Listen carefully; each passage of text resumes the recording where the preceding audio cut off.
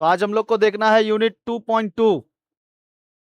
Chapter का नाम है औपनिवेशिक नियंत्रण के उत्तोलक। औपनिवेशिक नियंत्रण कैसे होता था, पूरा उपनिवेश कैसे था हम लोग के यहाँ पर, और कैसे बसाए गए थे, टोटल उपनिवेश कैसे बसाए गए थे, ठीक है, भारत में। देखो, औपनिवेशिक शासन जितना दिनों तक चला था वो था साल 1757 से लेकर 1947 तक। जब तक भारत देश आजाद नहीं हुआ तब तक ब्रिटिशों का क्या था, शासन था। इसे ही हम लोग ब्रिटिश ईस्ट इंडिया कंपनी भी कहते हैं। ब्रिटिश ईस्ट इंडिया कंपनी ही भारत में क्या कर रही थी, औपनिवेशिक कर रही थी। जिसके वजह से हम लोग को यह पता चला कि देश के अंदर अंग्रेजों का बहुत ज्यादा बदलाव किया। उन लोगों ने जबरदस्ती अंग्रेजी को पढ़ाई करने का मौका दिया, मतलब जबरदस्ती अंग्रेजी पढ़ाई की गई। संस्कृति को हम लोग को खत्म करना चाहा था इन लोगों ने। अपना सोचा था वो लोग कि हम लोग क्या करेंगे, देश के अंदर रह के अपना एक्ट बनाकर इन्हीं लोग से पैसा लूटकर वापस विदेशों में भेजा जाएगा। तो कंडीशन ये था कि इसमें बाद में हम लोग को इन ब्रिटिशों से 1947 में हम लोग को क्या मिल गया, आजादी मिल गई 1947 में।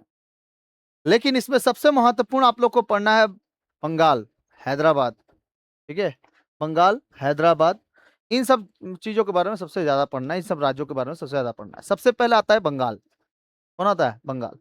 बंगाल में नवाबों की दुनिया थी। नवाब लोग बहुत ज्यादा रहते थे और नवाबों का इतना खतरनाक था शासन यहाँ पर। उन्हीं लोगों के बारे में सबसे इंपॉर्टेंट जानना है, मुर्शिद कुली खान, अलीवर्दी खान और सिराजुद्दौला, ठीक है। उसके बाद उसका दामाद मीर जाफर और उसका दामाद फिर मीर कासिम। फिर बनता है कौन, मीर जाफर बनता है, और ब्लैक होल ट्रेजेडी होती है। इसके ये चैप्टर को हम लोग इतना आसान शब्दों में समझेंगे ना, आप लोग समझोगे कि भाई इतना प्लेलिस्ट कहाँ पे था, ऐसा खोजोगे आप लोग। चलिए देखते हैं।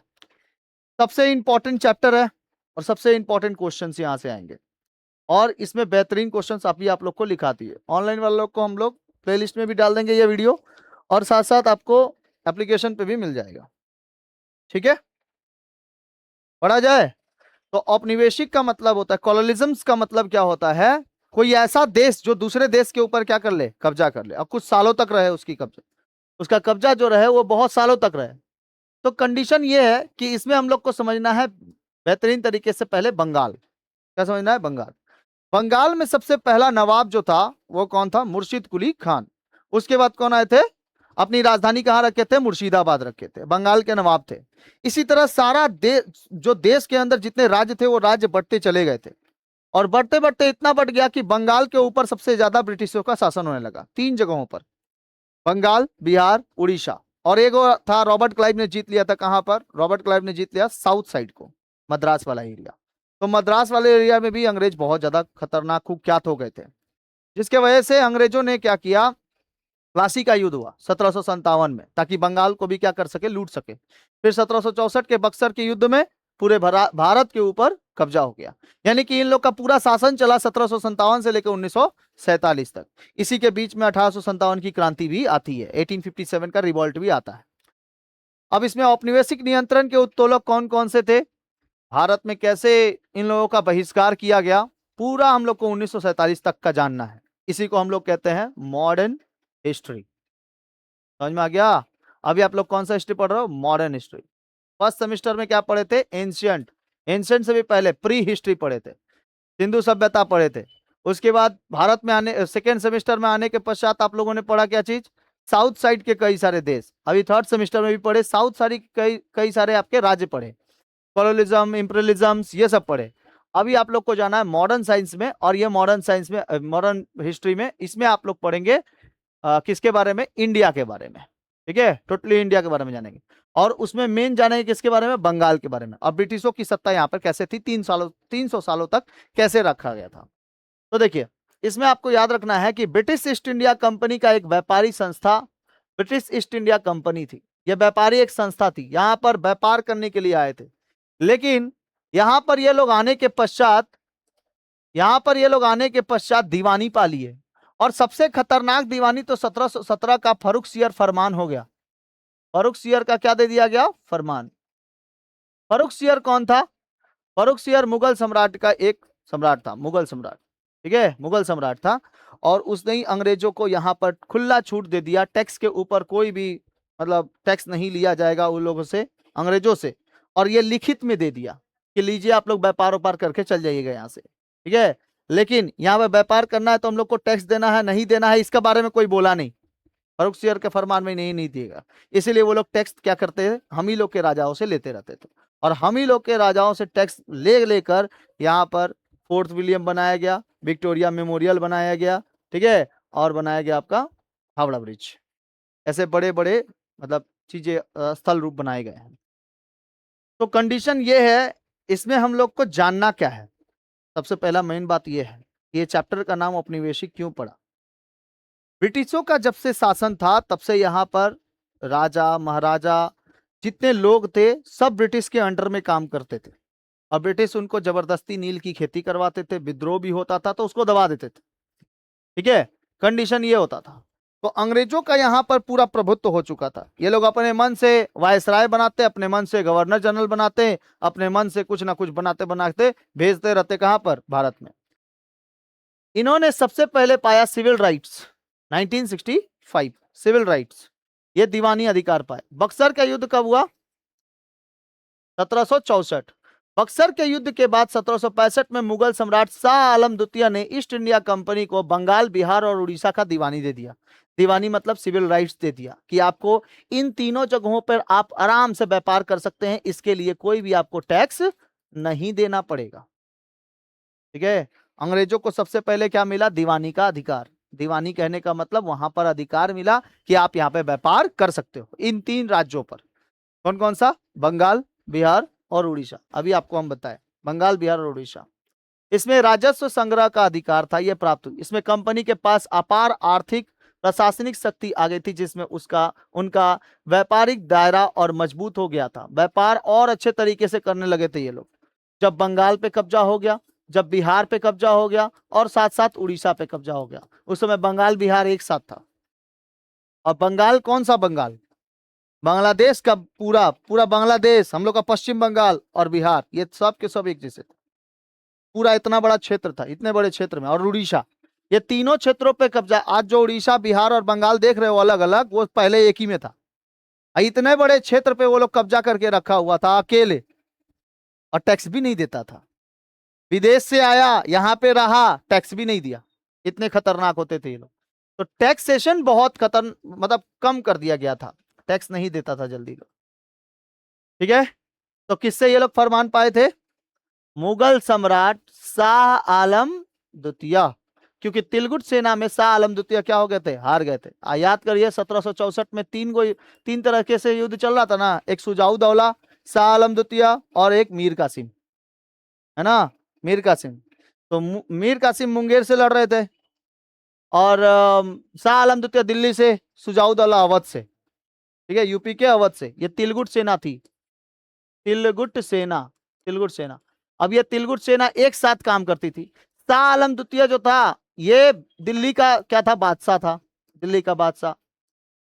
जब ये लोग हार गए, तिलगुट सेना जब हार गई, तो तिलगुट सेना के पश्चात ये 1765 में इन लोगों ने एक संधि किया, और वो दीवानी अधिकार पा गए अंग्रेज। और इसने लिख के दे दिया शाह आलम द्वितीय ने, क्योंकि ये मुगल सम्राट था, मुगल सम्राट का बात जब तक नहीं मानेंगे, जब तक वो कुछ लिख के नहीं देगा, तब तक आप यहाँ पर कुछ भी नहीं कर सकते हो।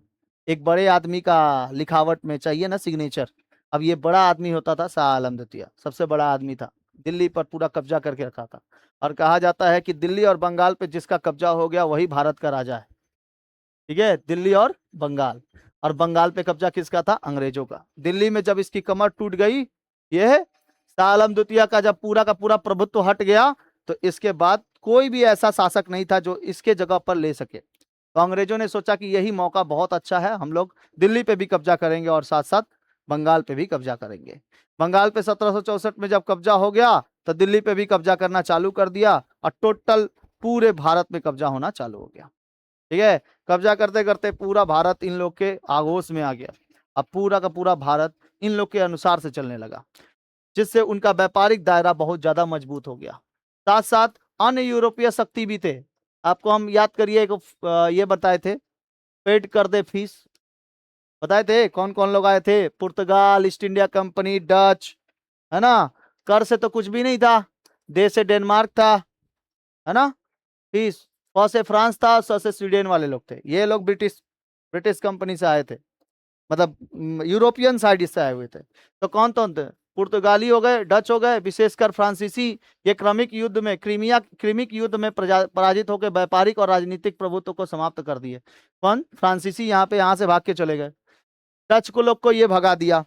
पुर्तगालियों के यहाँ से जो लोग आए हुए थे वो लोग तो अपना क्षेत्र कहाँ बना के रखे थे? गोवा में बना के रखे हुए थे। इन लोग का बंगाल पे कोई कब्जा ही नहीं था। तो डच वाले जो थे ये लोग भारत पे कब्जा करना चाहते थे, तब तक यहाँ की एक रानी उनसे शादी कर लेती है। अब फ्रांसीसी वाले, फ्रांस के हमारा प्रिंस ऑफ पर्सिया, फ्रांस, इन सब जगहों पे वो लोग तो मार मुर के उसको लूट लेता है, जीत लेता है। तो इसके वजह से आखिरकार में कौन यहाँ पे शासन करता है? शासन करता है ब्रिटिश ईस्ट इंडिया कंपनी, जिसको इंग्लैंड भी कहते हैं। क्या कहते हैं? इंग्लैंड भी कहते हैं। समझ में आ गया? कंपनी ने ब्रिटिश क्राउन तथा सत्ता का हस्तांतरण किया 1858 में। क्राउन, जिसको ब्रिटिश क्राउन कहते हैं, ब्रिटिश क्राउन, ध्यान रखना, ब्रिटिश क्राउन।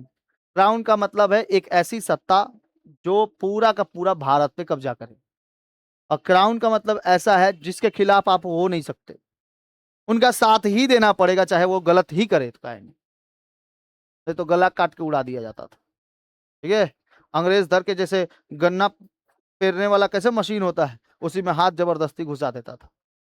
हमारा साथ नहीं देगा, तुम लोग को बोला है हमारा साथ देने का, नहीं देगा, तुम लोग को खेती नहीं करने देगा, जो गुना लगा देना पड़ेगा।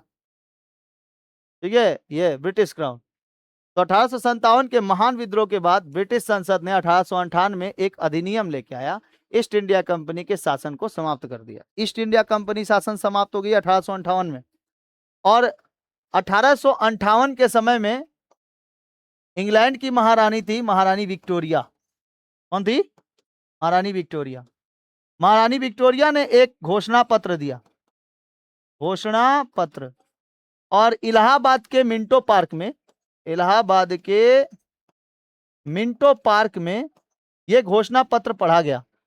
किसके द्वारा पढ़ा गया? लॉर्ड कैनिंग के द्वारा। Lord Canning, Lord Canning, Lord Canning के द्वारा घोषणा पत्र पढ़ा गया। इस घोषणा पत्र में लिखा था कि 1858 की क्रांति, 57 की क्रांति के पश्चात 1858 में हम लोगों ने यह घोषणा किया है कि जितने भी भारत के जो ये है गवर्नर जनरल हैं वो बनेंगे अब वायसराय। अब वायसराय बनेंगे तब पूरा का पूरा ईस्ट इंडिया कंपनी की जो सत्ता है, शासन है, जो यहाँ पर ये लोग अपना हिसाब से चला रहे हैं, ईस्ट इंडिया कंपनी बदल के बनेगी British east India company, British east India company. और इसका सीधा पर्चा किसके साथ रहेगा? मतलब सीधा इनका बातचीत किससे होगा? विक्टोरिया से, महारानी विक्टोरिया से। यहाँ पे कोई और लोग पैसा नहीं लेंगे, सीधे क्राउन के पास कहा जाएगा, पैसा जाएगा क्राउन के पास। यहाँ से जितना टैक्स उठेगा सबके सब कहाँ जाएगा? क्राउन के पास। अब वो क्राउन में कौन बैठी हुई थी? महारानी विक्टोरिया। और उनके आने के चक्कर में यहाँ पर एक विक्टोरिया मेमोरियल बनाया गया कलकत्ता में। जब वो यहाँ आई थी तो रहेंगी कहाँ, इतना बड़का विक्टोरिया मेमोरियल बना दिया गया। ठीक है? वहीं पर थी विक्टोरिया, महारानी विक्टोरिया। तो कंपनी का ब्रिटिश क्राउन समझ में आया? ब्रिटिश क्राउन जो था इसका हस्तांतरण कब हुआ? 1858 में। मतलब ईस्ट इंडिया कंपनी बन गई ब्रिटिश ईस्ट इंडिया कंपनी। और सीधे इसका लेखा जोखा कहाँ होता था? जो भी पेपर वर्क होगा कहाँ पर होगा? इंग्लैंड में होगा। इंग्लैंड की रानी को बताना पड़ेगा, महारानी को बताना पड़ेगा कितना पैसा खर्च हुआ है, कितना नहीं हुआ, इस सब के बारे में। बंगाल में ईस्ट इंडिया कंपनी की बढ़ती शक्ति क्या थी? कर मुक्त व्यापार, टैक्स फ्री ट्रेड।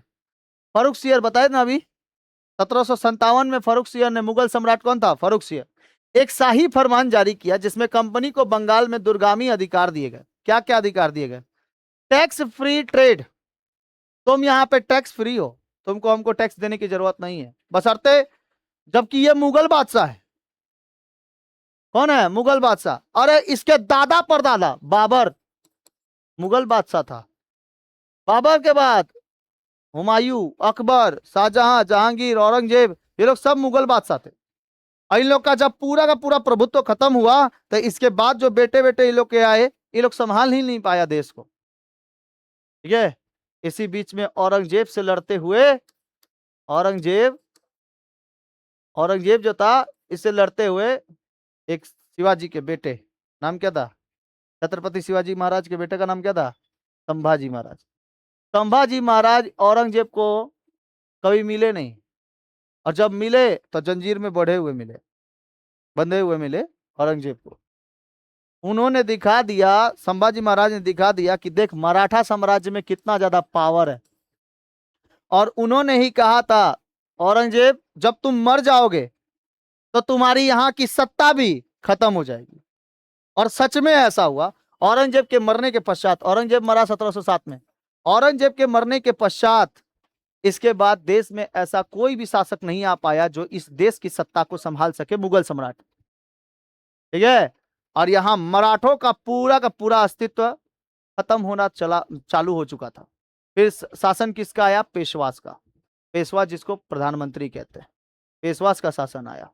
अब छत्रपति संभाजी महाराज, साहू जी महाराज, ऐसे आए, पूरे छत्रपति आए। छत्रपति जब खत्म हो गए तब बालाजी, बालाजी बाजीराव, बाजीराव प्रथम, ऐसे करके पूरे पेशवा है। लास्ट के पेशवा नाना साहब थे। और लास्ट के मुगल सम्राट कौन थे? लास्ट के जो मुगल सम्राट थे वो थे बहादुर शाह जफर। ठीक है, बहादुर शाह जफर। वो जब मरा तो अंग्रेजों का पूरा अंग्रेजों ने क्या किया? बहादुर शाह जफर को रंगून भेज दिया। सोचो, ऐसा मुगल सम्राट जो भारत में आने के पास इतना इतना गंभीर तरीके से लड़ा था, बाबर, हुमायूं, अकबर, यहाँ पे अपना प्रभुत्व बनाने के लिए, अपना स्थापना करने के लिए, मुगल सम्राट की स्थापना करने के लिए, आज 1707 के पश्चात ऐसा ही लोग का हालत हो गया था कि भीख मांग के खाना पड़ रहा था। फारूक सियर, अंग्रेजों से भीख मांग के खाना पड़ रहा था। इन लोगों के पास शाही खजाना था, बहुत सारा पैसा, सब अंग्रेजों ने लूट लिया। इन लोगों के पास सिंहासन था, बोला सिंहासन दो हमको, तुम कब बैठ के करेगा। ठीक है, ऐसे थे। तो कर मुक्त व्यापार इन लोगों ने दे दिया। किसने? फारूक सियर ने। कंपनी को बिना कोई सीमा शुल्क, यानी चुंगी, उसको चुंगी कहते थे, हिंदी इंग्लिश एक ही में कहते हैं, चुंगी, चुंगी व्यापार करने की अनुमति मिली, जिसमें उन्हें स्थानीय व्यापारियों की तुलना में अत्यधिक आर्थिक लाभ होता था। ये लोग को सीमा शुल्क देना नहीं पड़ता था, मतलब बॉर्डर जो पैसा मिलता था ना, बॉर्डर, एक राज्य से दूसरे राज्य में जाइएगा तो बॉर्डर जब चेंज करिएगा तो उसमें पैसा क्या हो जाता था? चेंज हो जाता था। ठीक है, आज तो ऐसा नहीं ना है, लेकिन दूसरे राज्य, दूसरे देश में जाएगा तब पैसा चेंज होगा। लेकिन अपने ही राज्य में, भारत देश में रह के ये लोग क्या किए थे? सीमा शुल्क देते थे। किसको? फारूक सियर को। लेकिन जब ऐसा प्रभु, तो इसको ऐसा पता चला कि अंग्रेज तो हम लोग को छोड़ेंगे नहीं, तो एक काम करे, फारूक सियर ने फरमान जो जारी किया, उस फरमान से क्या किया? इन लोगों ने इसको ट्रेड मुक्त कर दिया। बोला तुम लोगों को ट्रेड देने का जरूरत नहीं है, तुम लोगों को टैक्स देने का जरूरत नहीं।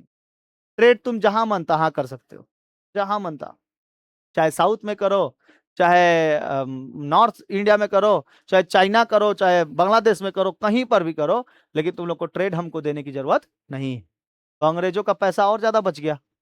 टैक्स अब अंग्रेज नहीं देकर, टैक्स अब अंग्रेज लेते थे। इतने खतरनाक।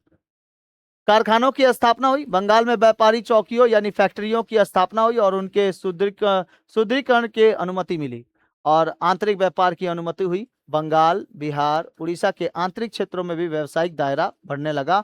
और बंगाल में कहा? कलकत्ता, बिहार में पटना, और उड़ीसा में भुवनेश्वर। इन सब जगहों पे इन लोगों ने क्या किया? सबसे मेन एरिया को चुन लिया, और इसके बाद इस जगह पे भी व्यापार करना चालू किया। अब सुनो, ये लोग डबल डबल व्यापार लेते थे। बंगाल से तो पूरा टैक्स लेंगे ही, साथ साथ कलकत्ता से भी लेंगे। कलकत्ता का एगो और कोई क्षेत्र है जो बहुत अच्छा है, जैसे संदेश खाली, संदेश खाली से एगो ले लेगा हिस्सा टैक्स। ठीक है, झारग्राम से ले लेगा। फिर अगर नॉर्थ साइड में जाएगा तो वहां पे मिनरल्स बहुत ज्यादा होते हैं, चाय वाय की बहुत ज्यादा होती है खेती, तो वो लोग क्या, दार्जिलिंग से भी क्या करेंगे? टैक्स लेंगे। डबल रणनीति चलती थी। बंगाल से तो लेंगे ही लेंगे, मतलब एक स्टेट से लेंगे, और साथ साथ किससे लेंगे? जो कलकत्ता शहर है, उस शहर में अगर कोई नवाब बैठा है तो उससे भी लेंगे। इसको कहते हैं डुअल गवर्नमेंटशिप। कितना पैसा लेके जा रहा था, और ऊपर से ही पगलवा बोल दिया कि हमको टैक्स देने का जरूरत नहीं, फरमान जारी कर दिया। और चलो भाई, बोल के दिया तो चलो कोनो ठीक नहीं है, काहे कि जबान किसी का ठीक नहीं रहता है ना। जबान क्या हो जाता है? मुड़ सकता है, अपना वो रास्ता बदल भी सकता है, लेकिन लिखा हुआ चीज कैसे फाड़ के फेंक देगा? तो इसने लिख के दे दिया था ना, फारूक सियर ने शाही फरमान जारी किया था कि अब अंग्रेजों को कोई भी चुंगी देने की जरूरत नहीं, सीमा शुल्क देने का जरूरत नहीं। क्या पगला टाइप का था ये फारूक सियर, आया समझ में? फिर दस्तकों का दुरुपयोग हुआ। दस्तक वह व्यापार परमिट था जो पास था, जिसके माध्यम से बंगाल कंपनी को कर मुक्त व्यापार की अनुमति थी। मतलब ये लोग दस्तक प्रणाली लेके आया था, दस्तक सिस्टम। देखो ये misuse of Dastak system, Dastak प्रणाली लेके आए थे ये लोग। मतलब दस्तक वह व्यापारी परमिट था, एक परमिट, जैसे आप देखना ऑल इंडिया परमिट लिखा रहता है ना किसी किसी गाड़ी में। परमिट मतलब हमको पूरा पूरा इंडिया घूमने का पूरा परमिट है, ठीक है। तो इन लोगों ने क्या किया, व्यापार का एक परमिट था, इसके पास एक पास था। पास समझते हो, गेटवे, गेटवे पास, नहीं समझ में पास। जैसे कहीं पर विक्टोरिया मेमोरियल जाओगे तो आपको टिकट कटाना पड़ेगा, वो आपका पास है, ठीक है। उसी तरह इन लोग के पास भी परमिट या पास मिला। अब सुनो क्या कहता है, जिसके माध्यम से कंपनी को कर मुक्त व्यापार की अनुमति थी। इसी पास की वजह से ये लोग टैक्स फ्री ट्रेड करते थे। इसके पास की वजह से, व्यापारिक परमिट की वजह से। और कौन था वो permit, the Dastak, the Dastak permit, ठीक है। अब ये परंतु कंपनी के अधिकारियों को इसको अपने निजी व्यापार के लिए व्यापार दुरुपयोग करना शुरू कर दिया था।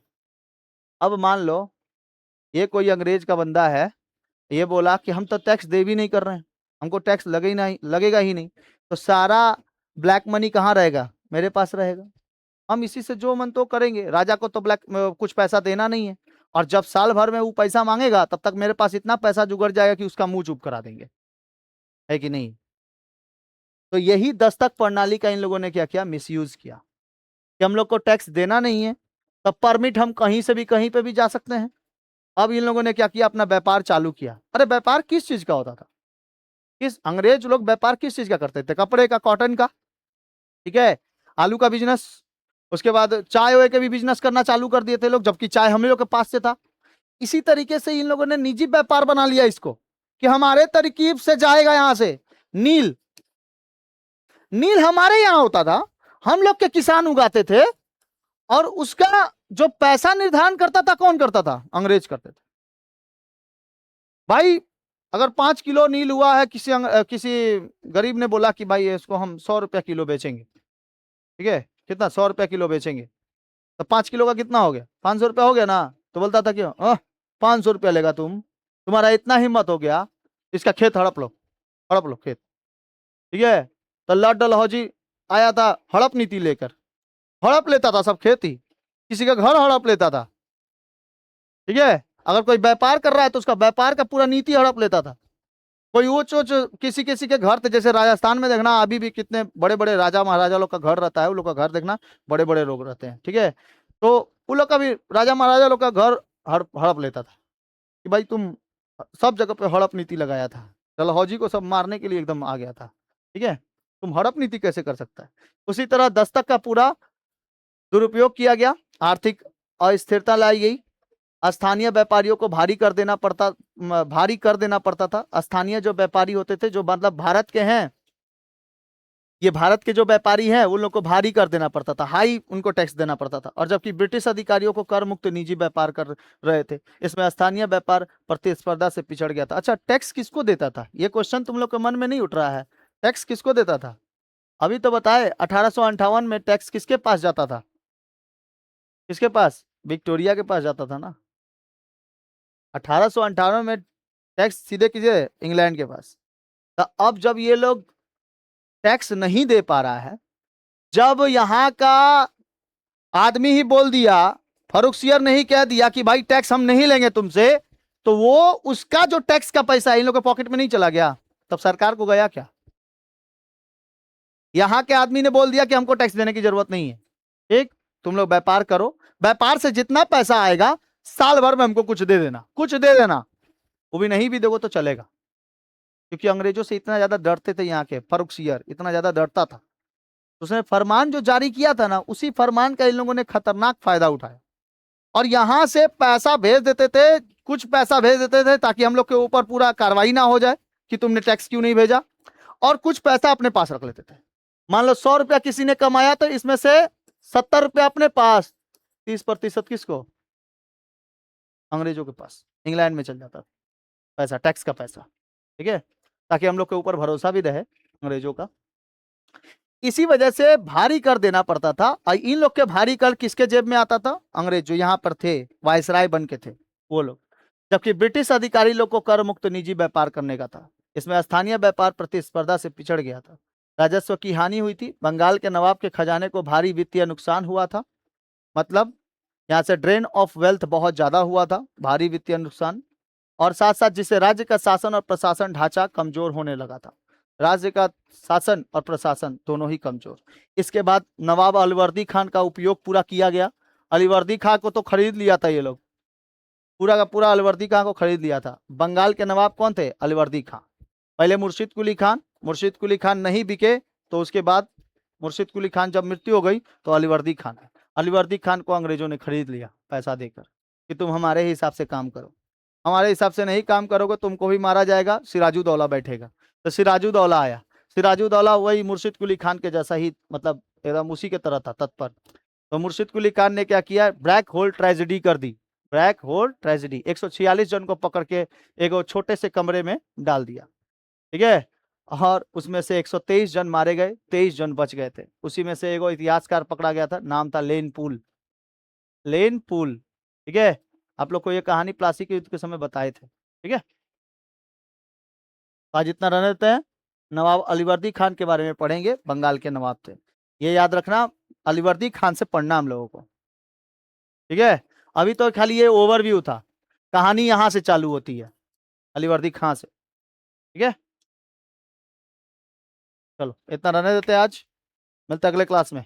जय हिंद।